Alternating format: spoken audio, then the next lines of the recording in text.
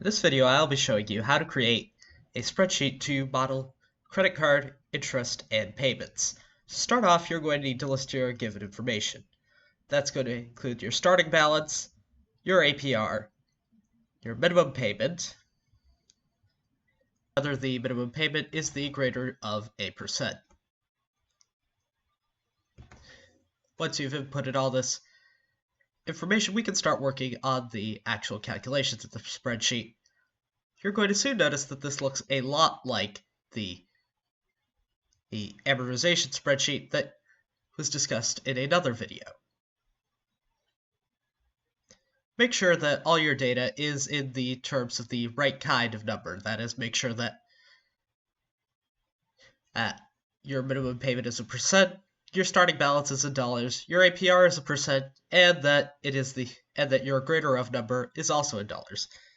So you're going to start off with the first column, your beginning balance in the next column, your monthly payment in the column after that,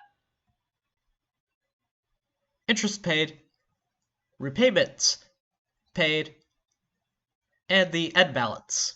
If you want, you can also include an interest to date and a cost to date to keep track of the running cost and running interest of your credit card.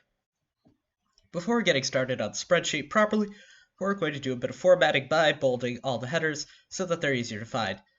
If you want, you can also highlight those so that they'll always be at the top of your page.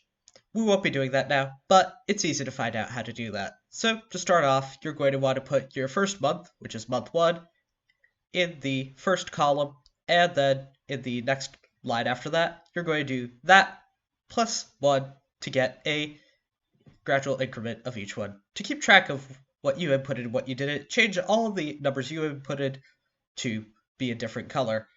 I like blue.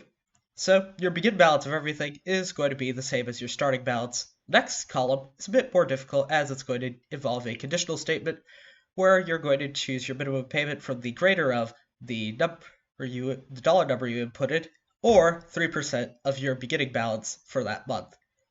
Conditional statements like max are very useful as they allow for operations like the one that we're doing right now to be conducted. So you'll be choosing between that dollar number and 3%, in this case, your minimum payment, times the beginning balance of the month, which can be found in the cells that you choose, or if you're copying directly, the ones right here. Interest paid is going to be another formula that is found by copying the begin balance of the month, multiplying that by the APR divided by 12, which is going to get you your periodic monthly interest rate and also give you your interest paid. Repayment is found by subtracting the minimum payment from interest paid, and the end balance is found by subtracting repayment from the beginning balance.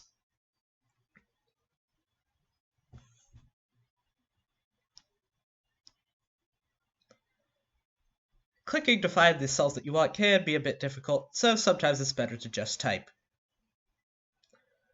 To find interest to date, you're going to be using a few handy little things that the spreadsheet allows you to do to find blocks where one is kept fixed and another moves. And as I said, this is a very good program because you can copy down each line to the next, pretty much line by line, although some may need to be changed, like the beginning balance, which just needs to be changed to reflect the end balance. After that, every single line can be referenced from the second one and be copied down as far down as you want, but here we're going to stop at 60 months. Thank you for watching, and I hope this video was informative and helped you calculate the cost of owning a credit card. And